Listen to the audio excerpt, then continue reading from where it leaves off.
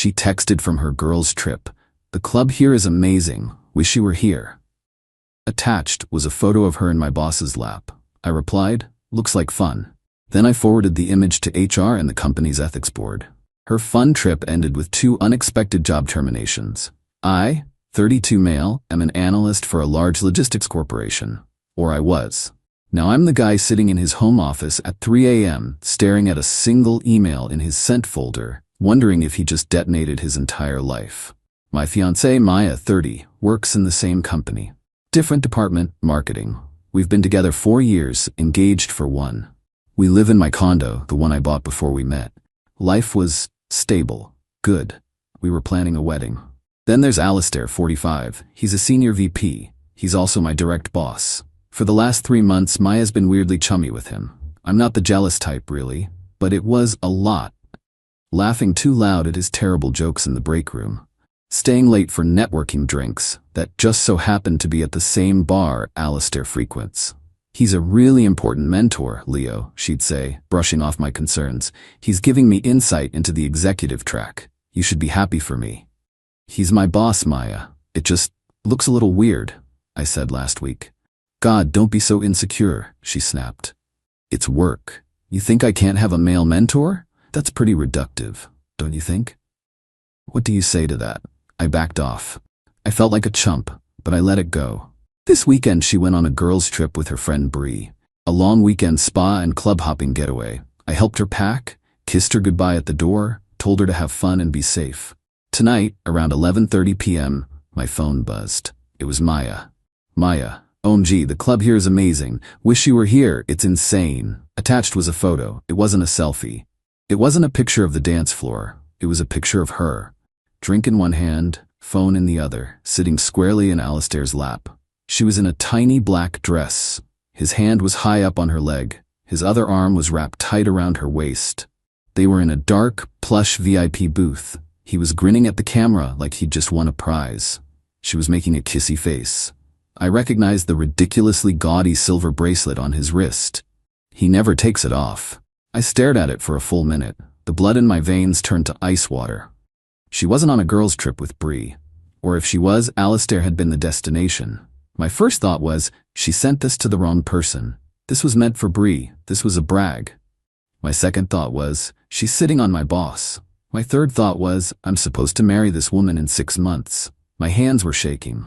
Not with rage, but with clarity. A cold, awful clarity. This wasn't just cheating. This was a professional and personal atom bomb. She was sleeping with my boss. A senior VP in our company. I typed back one sentence. Me. Looks like fun. She didn't reply. Maybe she finally looked at who she sent it to. Maybe she was too busy. I didn't care. I put my phone down. I walked to the kitchen and poured a glass of water, but I didn't drink it. I just stood in the dark. She hadn't just betrayed me as a partner. She had, with spectacular stupidity, compromised my entire career. How could I ever go into a performance review with Alistair again? How could I sit in a team meeting? He held my salary, my bonuses, my future at this company in his hands, and my fiancée was in his lap. This wasn't a personal matter anymore. This was a corporate liability. I walked back to my office. I opened my work laptop. I pulled up a new email to ethics.compliance@logistics-corp.com, hr.investigations@logisticscorp.com. From leo@logisticscorp.com. Subject, formal complaint, gross misconduct and conflict of interest. VP Alistair R, Senior Analyst, Leo V, Marketing ASOC, Maya K. Body, to the Ethics and Compliance Board and Human Resources. I am writing to report a severe conflict of interest and a violation of the company's non-fraternization and ethics policies. I am an analyst reporting directly to Senior VP Alistair. My fiancée, Maya Avaim, is an associate in the marketing department. I have just received indisputable evidence that Mr. Alistair's last name is in an inappropriate relationship with my direct subordinate's fiancée, who is Maya's last name, who is also an employee. This relationship creates an untenable and hostile work environment for me. It represents a significant abuse of power by a senior executive and calls into question the professional integrity and judgment of both Mr. Alice's name and Ms. Maya's last name. Attached is a photograph I received at 11:32 p.m. this evening, time-stamped. It was sent to me by Miss Maya's last name herself. I request an immediate and confidential investigation into this matter. I am available to discuss this further at your convenience. I will be working from home tomorrow, as I no longer feel I can be in the same building as my direct supervisor. Sincerely, Leo Vance. I attached the photo, the full, high-resolution image of her on his lap. I read the email over twice. It was cold. It was professional. It was completely and totally devastating. I hit send at 12:15 a.m. I went back to the kitchen and made a pot of coffee. I knew I wasn't sleeping. The sun is starting to come up and my phone has been silent.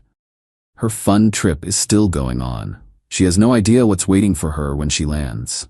The title says this ended with 2 terminations. It's Monday morning now. I got an automated reply from the ethics board. A real person will be in touch. The bomb is airborne. I'm just waiting for the sound. Update 1, it's been 2 weeks. I feel like I've aged a year for every day. The Monday after I sent the email was silent. I logged in from home as I'd stated. My email was a ghost town. No messages from Alistair. No where are you from my team. It was eerie.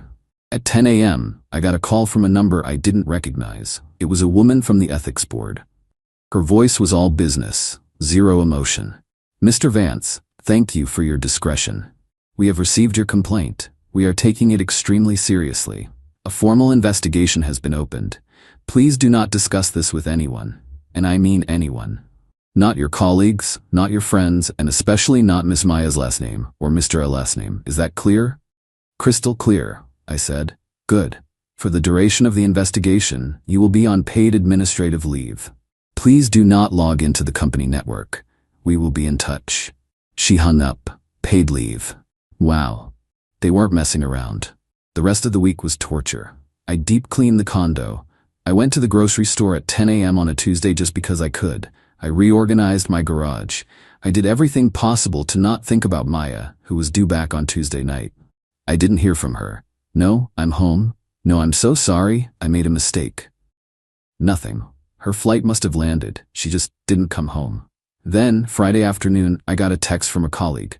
Dude, what the hell is going on? Alistair is gone. What do you mean, gone? I typed, my heart pounding. Like gone. Security was at his desk. His name is out of the company directory. There's an all-hands meeting for our division in 20 minutes. An hour later, my phone lit up again. They just sent a company-wide email. Alistair last name is no longer with the company, effective immediately. And I checked the marketing directory. Maya is gone too. Her name is gone. Leo, what did you do? I didn't answer. I just sat on my couch. The title of this post. It was real. They were both fired.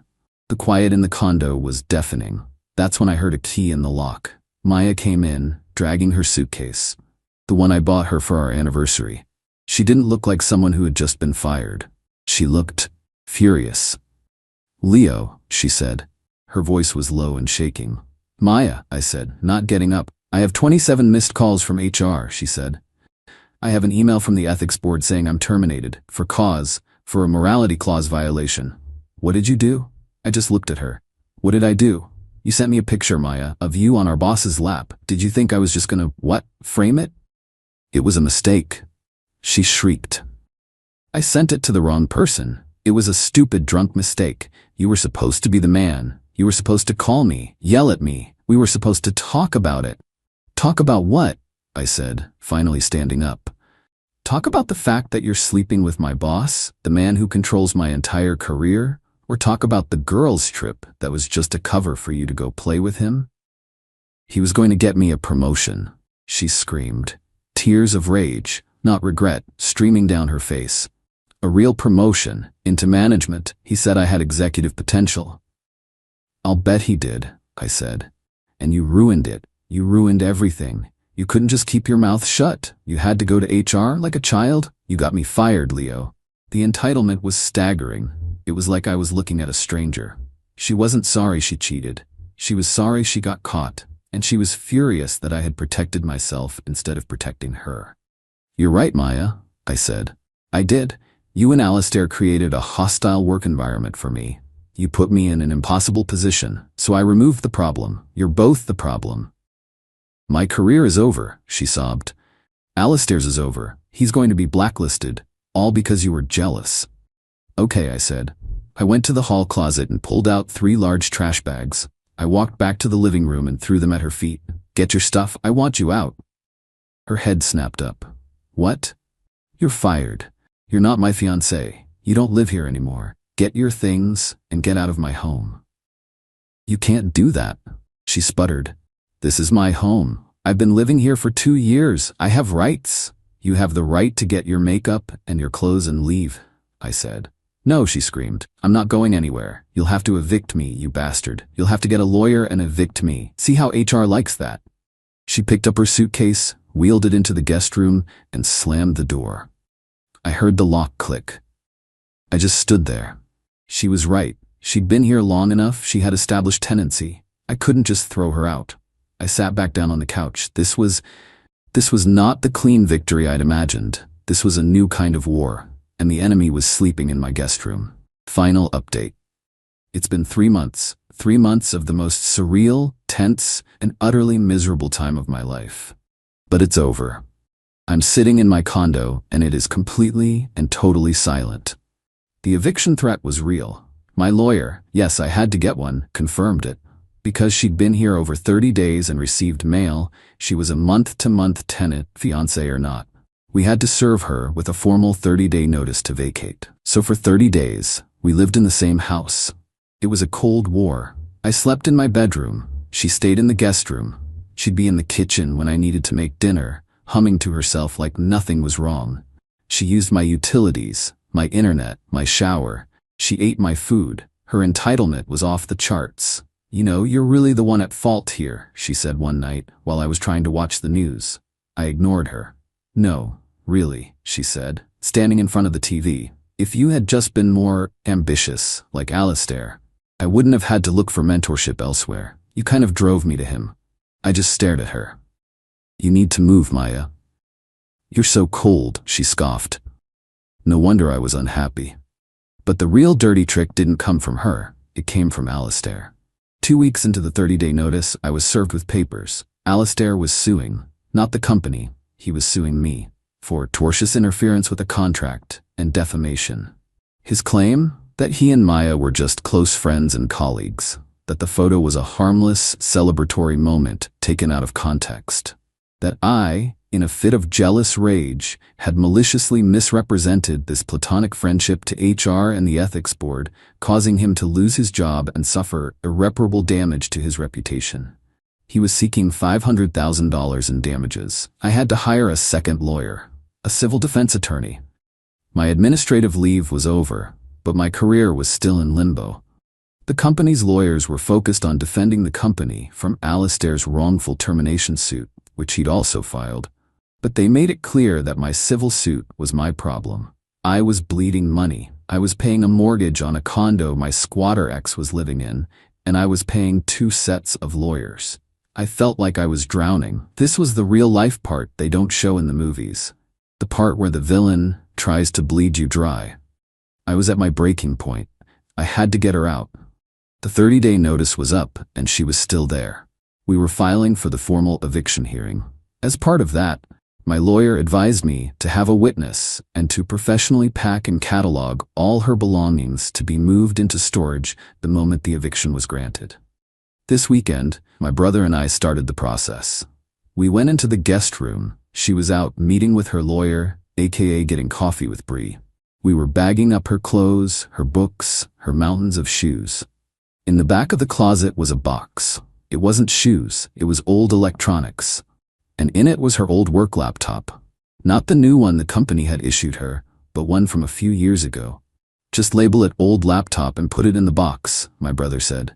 Hold on, I said, I don't know why. A hunch. I opened it, the battery was dead, I plugged it in, it booted up, slowly, and it logged right in. No password. The desktop was a mess of old files, but one folder caught my eye. It was named Alistair Personal. My heart stopped. I clicked it. It wasn't love letters. It was work. It was spreadsheets, client lists, marketing pipelines, internal cost analysis documents, stuff that was way above Maya's pay grade. And then I saw the subfolders: competitor analysis, Apex, Nuco pitch deck, client transition plan. My blood ran cold. Alistair wasn't just mentoring her. He was planning to leave and start his own competing firm. And he was using Maya, my fiancée, an employee in the marketing department, to systematically steal proprietary data, client lists, and financial models from our company. The promotion she was so mad about losing? It wasn't a promotion at our company. It was her buy-in to his new one. This wasn't just an affair. This wasn't just an ethics violation. This was corporate espionage. This was a multi-million-dollar theft, and she was his accomplice. The photo she sent me. It wasn't just a drunk mistake. It was the ultimate, arrogant, we're winning brag from a woman who thought she was untouchable. I stopped packing. I took the laptop. I called my civil attorney. Stop the eviction filing, I said, and cancel my appointment for Monday. Instead, I need you to set up a meeting with the general counsel of my company. And I mean now. The meeting was on Monday morning. Me, my lawyer, and a room full of stony-faced company attorneys. I put the laptop on the table. I told them what I found. I gave them the password. An IT security guy plugged it in. His eyes went wide after about 5 minutes of clicking.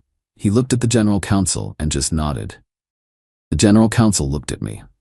Mr. Vance, you've been on administrative leave. I am happy to inform you that your leave is over. You're being promoted with a 20% raise, effective immediately. We are also absorbing 100% of your legal fees related to Mr. Alistair's last name's civil suit. I almost fainted. What happens now? I asked. What happens now, the general counsel said, is that we are filing a multi-million-dollar civil suit against both Mr. Alistair's last name and Miss Stray for theft of trade secrets, breach of fiduciary duty, and conspiracy. His lawsuit against you will be resolved. And we will be turning this laptop and its contents over to the district attorney's office to pursue criminal charges. Alistair's suit against me was dropped within 24 hours. The company's lawyers took over the eviction. With the new evidence that Maya had been using my home to participate in a criminal conspiracy against the company, they got an emergency hearing. The judge granted an immediate writ of possession. She had 24 hours. I was there when the sheriff's deputies showed up. Maya was in the living room, on the phone, probably with her mom. Ma'am, you have to vacate the premises immediately. You can't do this, she shrieked, looking at me. Leo, tell them, this is our home. You can't. It's not your home, Maya, I said. The deputies were already moving her bags to the door. And it's not our anything. You did this, she screamed, finally realizing. The laptop, you found it. You couldn't just let me go. You had to ruin my life. You were stealing, Maya, I said, my voice quiet. You and Alistair, you weren't just cheating on me. You were committing a crime. You did this to yourself. Where am I supposed to go? She wailed as the deputies guided her out the door. You've taken everything from me. I have nothing. You should have thought about that before you hit send. Ping, I said. I closed the door. I locked the deadbolt. I leaned against it and just breathed. It's over. Alistair and Maya are both facing a massive corporate lawsuit and a criminal investigation. Their careers aren't just over. They're incinerated. They're both buried so deep in legal trouble, it's doubtful they'll ever get out.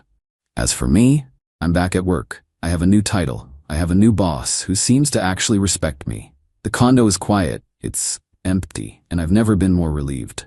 It's not a happy ending. I lost 4 years of my life to a lie. But it's a just ending. I got my condo back, I got my career back, and they got exactly what they deserved.